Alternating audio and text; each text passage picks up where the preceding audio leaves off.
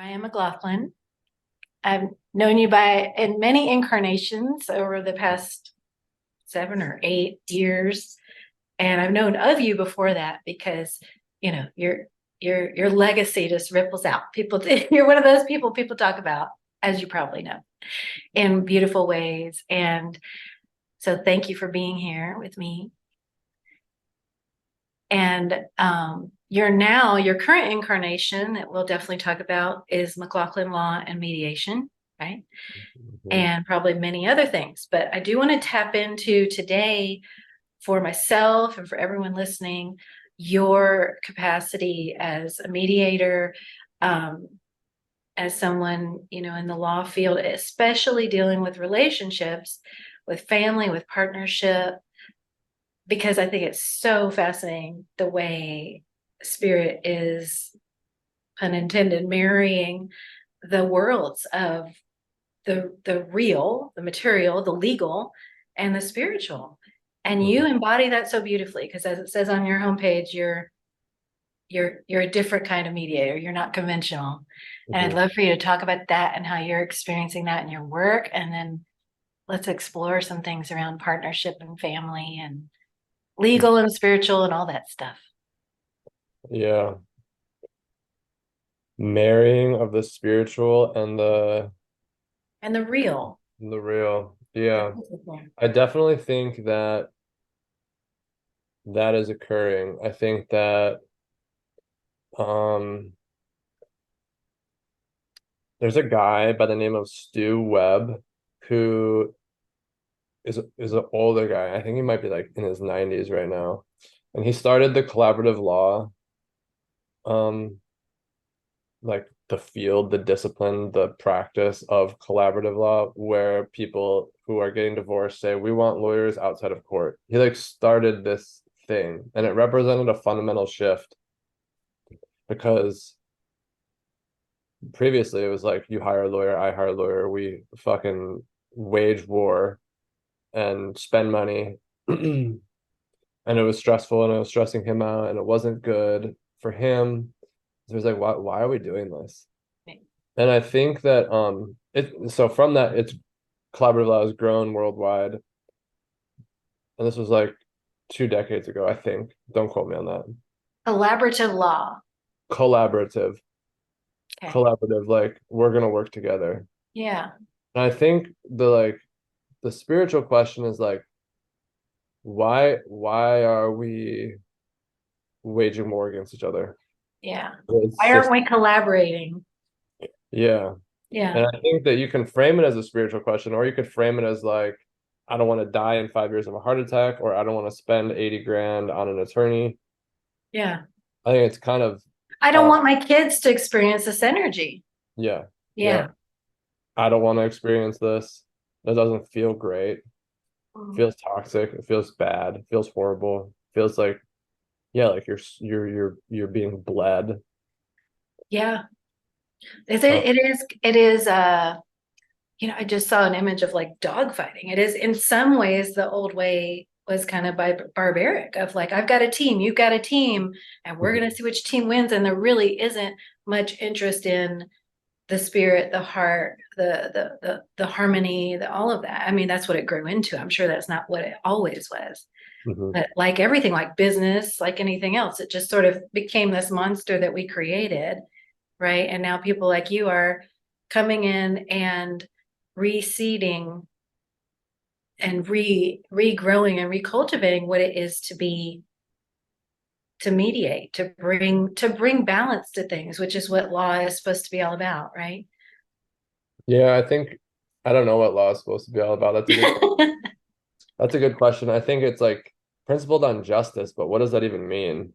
Right. Well, in the tarot, we have the justice card, and it is the scales, the woman holding the scales. She's blindfolded typically, and she's weighing things out, and she's not looking at things through her physical eyes. She's feeling into things with spirit.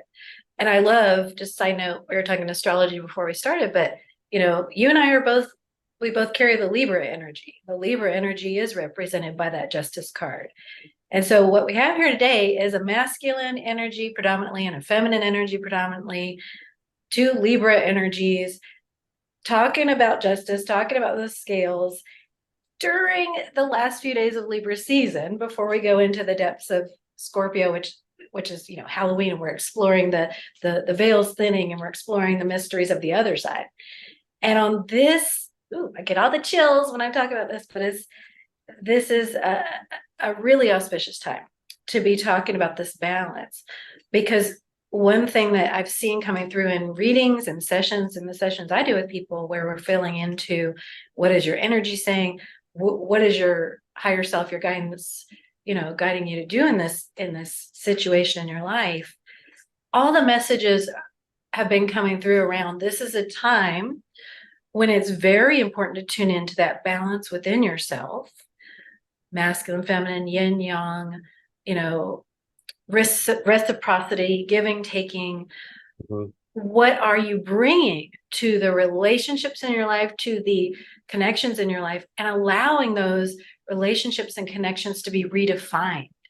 And Mhm. that's, you know, something that I imagine you're seeing in real time on the ground in these arrangements that people are being guided through Yeah. that are not what we used to do. Yeah, the redefining, that's hard. That's hard shit. I mean, Yeah. because to like redefine is to say, like, that's a euphemism for like you had an affair, maybe. Mm, And now we're like restructuring our family. I don't know where we're gonna live. Like, I don't like, mm. oh yeah, what was the word you used? You're Redefining. redefining. Yeah, you're redefining, but that's Oh, hard work. That's hard work. well, and I love that, because aren't we, if we're okay, so think about defining, that's a dictionary, right? We're defining words. It's all about these words. It's interesting because you just said, and I love this because we are looking at both sides. You just said, okay, so redefining is sort of like uh, a euphemism for you had an affair, this happened, and looking at it in a different way. Well, isn't it interesting how in the definitions, you know, we're looking at a definition right there, affair. What is that? It's a, you know, it's a looking at, well, this is the structural social agreement we made, and you broke that. That is called this in our paradigm here, right?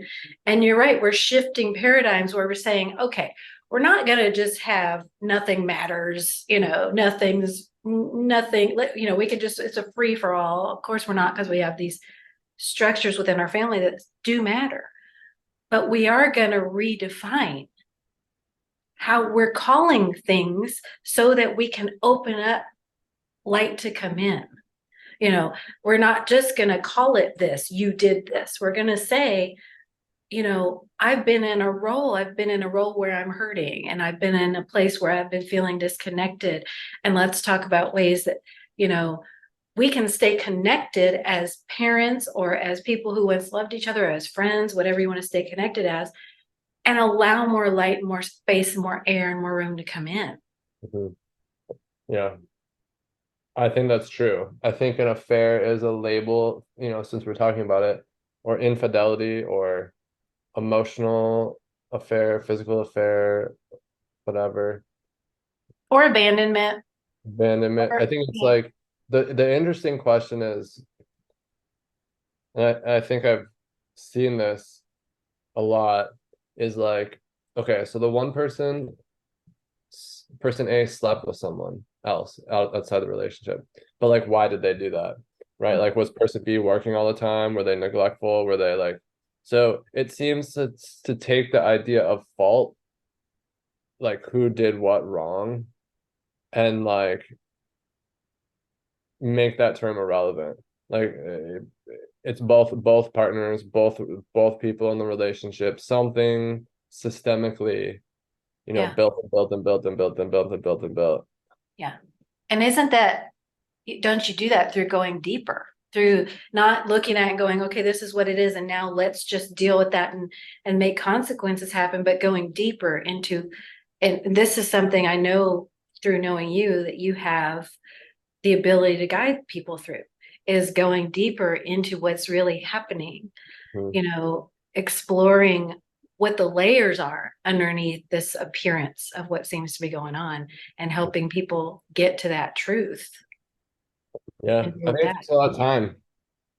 As you're looking at these things with couples and with parents, with people, I'm sure since you are working in a legal capacity, there's probably a point where you're directing people to their own explorations, whether it's through counseling or something else. But how do you begin to help shed that light of truth on a situation in a way that can keep everyone connected, that can keep everyone kind of honest with their own experience? And how do you open people up to hear those truths about themselves and each other?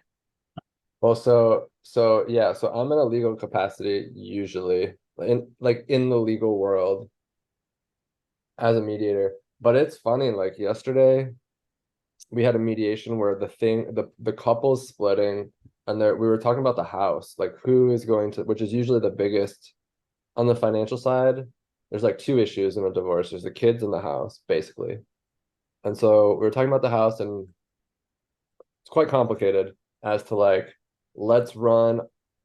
Okay, so party A can stay in the house, party B can stay in the house, or the parties can sell the house. And then there's like, what would a refi look like, and what are the interest rates, and blah blah blah blah blah blah blah. And it's quite overwhelming. And like, um, it gets like more financially complicated when you add in other assets like buyouts from retirement.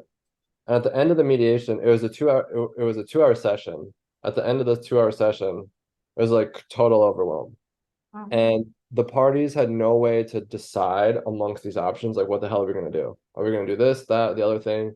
And so I was like, you know, this conversation that we're having with words, like, doesn't seem like it's helping. I was like, we could pull tarot card, you Yeah. know? Yeah. And they laughed, right? Um, they're like, that's ridiculous. Don't be ridiculous. And I was joking, but I was also serious, you Right. know? Because I Right. think like, how are you gonna get there? Because what you're saying is, where in the head would you like to get into the energy? Would you like to get into the heart? That's essentially what you're saying. You're saying we could deal in this, matrixy head place forever and pick apart these details, but are you interested in knowing what's going on a deeper level? In Totally. the other bodies of being, in the spirit body of being, in your heart body of being. And many times people are saying, no, I'm not interested in that. And a lot of what I'm seeing, Ryan, in the sessions and the readings is that people in the connections they're in, masculine, feminine, and gender irrelevant. You can be in a masculine, feminine connection with the same gender. But people are more and more deciding that one thing. Do I want to go deeper into my heart, into my spirit, in my life, and follow that guidance? Or do I want to stay up here in the head? It's essentially, do I want to leave the matrix? That's really what it is. And, do I want to step out of this perceived reality that I've been living in within my identity, within my relationships, and it's been being reflected to me in my relationships. Mhm. And typically in the readings I'm doing, in the sessions I'm doing, one person in the partnership is saying yes. And the other person saying, I don't want to do that, or I'm not ready to do that, or I'm scared to do that, or whatever. Mhm. And the Mhm. readings are really all about, how do I navigate this connection Mhm. with my feminine, with my masculine partner, when I want to free myself from this headspace and they don't, or they're not ready, or they're scared, they're not willing to be vulnerable, whatever it is. Mhm. And it really comes down in the readings to spirit saying, you cannot control Mhm. what is going on with that other person's decisions, their journey. You cannot control the outcome when it has to do with them. All you can control is your own decision, Mhm. which does become kind of maddening when you're in a partnership, when you've created children together, when you're living in a home together, when you've got businesses together. It becomes this sort of, I don't know, do you call that like a cat's cradle, that tangly thing where you're like, how in Mhm. the world do I get out of here? Mhm. And the only way out truly is through what you said. Let's go deeper. Let's go into the spirit. Let's see what the energy is saying. Let's deal with the truth of that. And let's get rid of all this mumbo jumbo that we're running around in circles about that you said is overwhelming, is completely, and it's designed to be. It's designed to be overwhelming so that we're cut off from that part of ourselves that is going to make things real simple, real clear, and probably really painful, because that's what we're trying to avoid. Yeah. So there's no time. There's so radical acceptance Yeah. of your partner's lack of ability to think with their heart is what you're. Or their decision not to. Their free will decision not to. Because they could be able, they could, you know, but they're just not choosing it. And there's no condemnation there. I mean, Spirit says, you know, hey, I'll deal with them. I'll give them another lifetime or whatever. It's up to us as humans to be like, yeah, I got to accept that. We have to do it with our children, with our parents, with our partners. We have to, but you know what, with children and parents, it's almost kind of easier, right? Because you can't change the nature of that relationship. Mhm. You have to accept it. It has to make you radical. But with a partner, with the law, with these things that you can change, that's when we get into the power struggle. That's when we're like, if you don't grow, I'm going to do this, that, or the other. If you don't change, I'm going to do this, that, or the other. Or if you keep trying to make me grow or change, right? And it feels like you get called in by Spirit, by these people, and you probably notice, like, wow, the people who are calling me in are exactly the people that, like, Spirit's just putting you where you need to be. You get called in by people who go, I want to go deeper than that. I want to, I know there's something else here. And, you know, it's amazing to see this new part of our collective consciousness evolving, where maybe we can bring consciousness into legality. We can bring it into business. We can bring it into these other areas that have been off limits before. Yeah. I think it's interesting because I think that like an affair, wanting to pull a tarot card, for instance, or being open to it and not being like, no, that's fucking ludicrous. Being like, yeah, let's do it. Yeah. I think that's like you don't arrive at that place that without having been somewhere else. Like what? So Right. for me, it's like, yeah, I'm open to it because I'm burned out. I'm tired. Like Yeah. I've already gone down the road of like, let's grind and think and overthink. So like, yeah. So I think like, so like so if someone else is like, no, I'm fundamentally opposed to tarot cards. I think they're silly. Um, okay. I think there's a story there of like how they got there though. That probably makes sense. Maybe in 5 years when like, I don't know. Maybe not. Maybe, they're, I don't know. Well, and honestly, so much of it has to do, wouldn't you say, with the different programming we get as masculine and feminine. As a feminine, you're a child, you get these messages that are like, it's totally fine to believe in magic and princess stuff and fairies, and that's part of being a feminine, right? It's fine. You know, you can believe in the mysteries and all that. As a masculine, though, it seems to me, from what I've perceived, that stuff, you better be quiet about it. You're going to get beat up if you say you're into that stuff. You're going to get, labeled the feminine. You're going to get persecuted, or you better be prepared to be a real strong masculine, in order to even, like you said, propose something like that, in order to even say, let's feel into it deeper. And so like the masculine, the men I work with, I admire the women too, but I have the deepest admiration for the men who come to my readings and go, I do want to feel into this, knowing that they've been getting messages all their lives that is not available to them, not okay for them to do. And you're someone who, really put down that burden a long time ago, I feel, because, the legend that I did know of you as when I met you was as Ryan Love Each Other, the name that you had at that time. And you had gone through dark nights of the soul and life events to get to that place. And I believe, in your incarnation on this earth, you were brought through probably a lot of those. You can say what you believe, but this is from looking at you. And then now Spirit said, now I'm going to put you in this human construct of the law, of all of these technical things that you've put so many hours and brain power into learning, and you're going to bring it to people in a way that is going to be infused with spirit energy, with the understanding of the universe, with a deeper level, and clearly not in a way that's unprofessional, because you're clearly, a professional. You come to people as a professional. You're like, I know my stuff, Totally. And then you're able to kind of infuse it into Totally. that. And that is what, I mean, I'm the same way. I don't come to people as a, woo-woo energy. I was a journalist. I come to people going, hey, this is a result of serious life events, and Spirit literally telling me this is now my job. I'm now a reporter for Spirit, okay? And, treating it very professionally. And so that's what we all are doing now, is taking our spirit selves more seriously. And I feel like partnerships, marriages, things like that are probably the scariest place to do that. What do you feel? I mean, maybe your opinion's different, but do you feel that um there's increasing openness to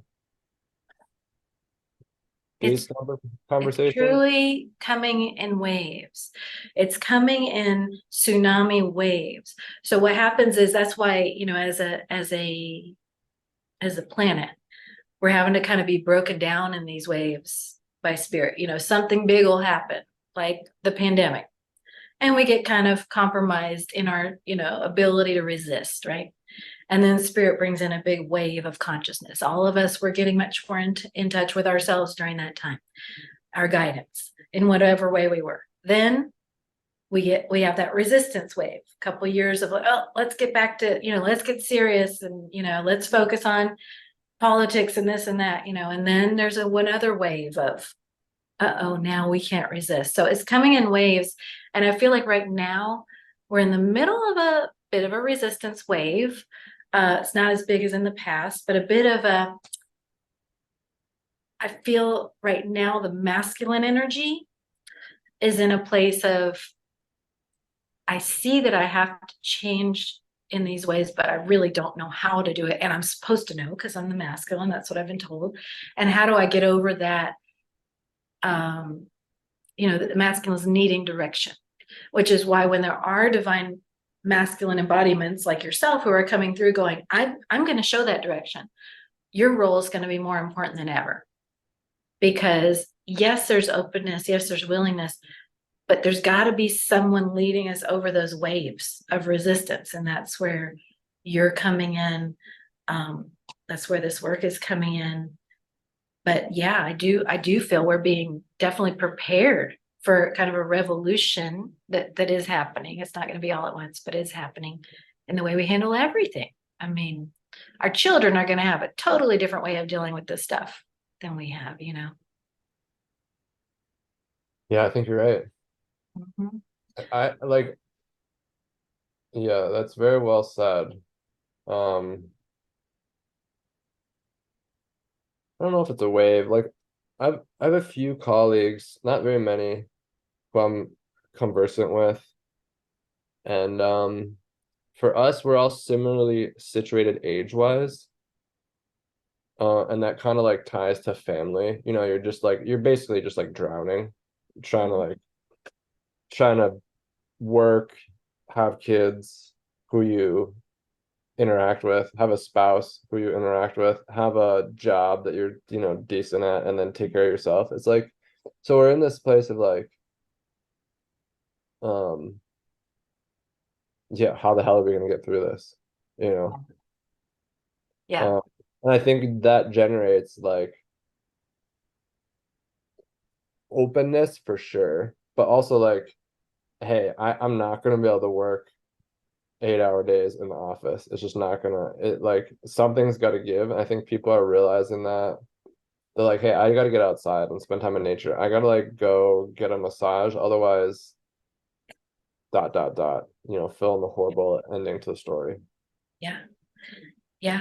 And I love the word you said earlier of radical acceptance, because I do believe that's what the feminine energy has had to come to a while ago, radical acceptance. And I believe that the masculine energy, because the masculine energy has been wired to be stronger in different ways, and the masculine energy has been wired to resist, to be strong, to be in control. I mean, that's all that the masculine has been told for centuries they have to be. That doesn't change easily. And that radical acceptance is what each masculine energy is being brought into one by one. Some of it through their relationships, some of it through their work, that they're like, I cannot do this anymore. It kills my soul. I cannot stay connected with my children and do this at the same time, and staying connected with my children is the priority, which is new for the masculine, right? I mean, that wasn't something their fathers taught them that was the priority. And that's, I always hear that biblical line of the child shall lead them, and that's where we're at. The children are leading us in changing. And I believe that watching this generation of dads, yourself and the other dads, and watching what they want with their kids, what they're prioritizing having with their kids, for their kids, through their kids, is leading the way, because that's connecting them inevitably with their own inner child that's been so locked away, so in chains, so put, to work. And now that those little boy children are being set free, that they can go join the little girl children that are playing, and one by one that's happening. But it's definitely radical. It's radical, like you said. It's a radical surrender. It's a my way is not going to work anymore, even though I was taught that it always has to. That's a real brain puzzle that I, as a feminine energy, can't even imagine. Nobody ever told me that I was supposed to have all the solutions for me and everybody else all the time, and that's a masculine burden. Is, hey, this is your role. If you're gonna be a responsible masculine, you gotta figure out how to get the solutions, have them all the time for everybody. Go. And then how do you get to the end of that? How do you get to the wall where you can finally hit the wall and go, can't. Now the feminine's got to their wall in relationship, because the message we did get was, well, you need to make all the relationships work all the time. Harmony at all costs. Don't care about your happiness. Just make sure the family and the partner is happy. That wall's been hit, of course. But now the masculine's got to hit their wall of, I can't do this. I've got to look to spirit for the direction, for the way. And then thank God I can hear it in what you're saying about connecting with other masculines, other parents, other men, that you're supporting each other in that you're supporting each other and going, hey, I don't know. Do you know? No, I don't know. Let's surrender and find what's beyond this. And then you, in your capacity as mediator, are bringing this to other men. When you say, hey, why don't we pull a card? That man might be like, that's silly. But in the back of their head, they're going, well, it sure seems to be showing him something. I need to maybe ask questions. Totally. I mean, I don't know. I hope so. It is. I mean, yeah, I hope so. It is for some. And, yeah. Well, what do you feel? I'm fascinated by, because it's one thing to be fully immersed in woo-woo, and I've got, 7 decks in front of me right now. And, it's one thing to do that. But I'm fascinated by you being in the capacity you're being, and, doing this work, having to go before judges and whatnot, the system, and still remaining centered spiritually. I mean, I know you have a strong background in yoga, as an instructor, you have been, meditating, doing spiritual work for years and years. How do you feed that, maintain that while you're still heavily planted in the 3D? Hmm. That's a great question. Thank you. I think it's really hard. I think that it's really, really, really hard. And maybe like life is really hard, not just like the court system and the legal system. Maybe life is really, really hard. Um, or maybe it's not really hard and it's just a projection. Like maybe the legal system, because I've talked to lawyers and they're like, oh no, like our colleagues are great, like our experience has been great. So it's just, I think my experience has been it's really, really, really hard. Like hard in the ways that you say, like intimidating, like you have like a clear power dynamic, there's rules, they're enforced. If you fuck up, you fuck up. It's not like there's hugs and kisses. Um, it's been hard. I think the way that like it's evolved for me is I just fucking like went through the dark, dark, dark, dark, dark, dark, dark, dark, dark, and was like, I don't believe in Jesus, but come to Jesus, like, or maybe you just get broken down and stressed, and then you kind of like, um, I did DBT, I did lots of therapy. So anxiety is kind of a tool, isn't it? Because I mean, that's what started all this for me. That's what bridged my dark, dark, dark, dark, dark from journalism to this was anxiety.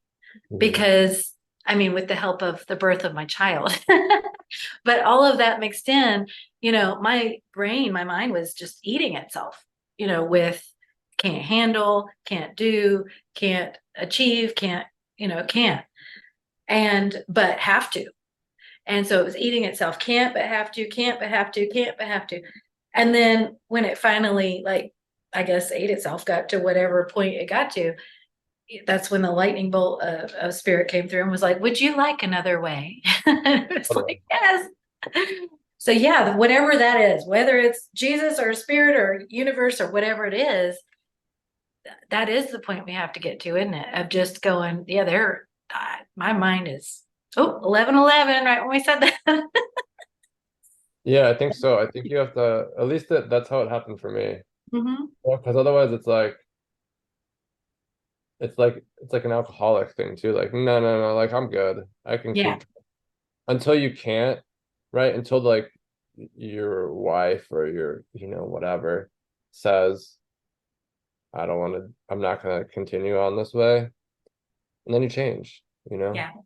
Yeah. Yep. And so you're right. And whether the tool is anxiety, because it sounds like you're wired like me, where it's like, my own brain is going to get me if I don't submit to spirit, kind of thing. Because we will just lock ourselves in that little cell of worry and of, what the ego says has to happen. And yeah, the only way out when that happens for me is spirit now, just saying, hey, spirit, my mind won't let me out of there. Would you please, free me? And it happens every time in whatever way. Sometimes it's someone reaching out with something I just needed to hear right then. Sometimes it's, just going ahead and having an emotion that I didn't want to have or whatever. But that breaking point can be like less and less and less traumatic, Mm-hmm. And all of us have some helpers like that. The anxiety, leads to physical stuff with me. I'll get a headache. That's a helper, I've come to learn, because it's like the minute I get a headache, neck ache, whatever, shut it down. Shut it down. Stop thinking. Because otherwise I won't stop. I won't stop unless my body, my head does that stuff. So for, like you're saying, whether it could be not anxiety for some people, but alcohol. I'm gonna keep doing this as long as it works. And I need something that's going to stop it. So with some people, people who can drink and function, yeah, they need a relationship that's like, that's not going to work for me. Or, or with some people with, you know, the cheating thing we talked about, if it's like, their addiction is patterns of self-sabotaging behavior, that's going to be the thing that continues until it can't. I mean, that point of until it can't is actually a much bigger helper than we give it credit for. This week, Spirit's been showing me the image of a baby learning to walk, and how, you got to put that baby down and stand over there and be like, you can do it. Come over here. And the baby's like, pick me up. I don't want to. It sits there and cries. It's like, I hate this. You're mean. If some babies, and you can't pick them up. You have to be like, come on, you can do it for a while, because they're not going to learn otherwise. And that's, Spirit's been saying, that's what I have to do with you, because you will be carried by the addiction, the whatever, as long as you can. And I want you to be able to walk. I want you to be able to experience what it is to do that. Yeah. So if anyone wants to reach out to you, and learn more about your gifts and what you offer through mediation, how can they do that? Talk with Ryan m@gmail.com. Okay. Thanks, Thank you for being here. Thank you, Ryan. It's been such a joy and an honor, and we'll connect again soon.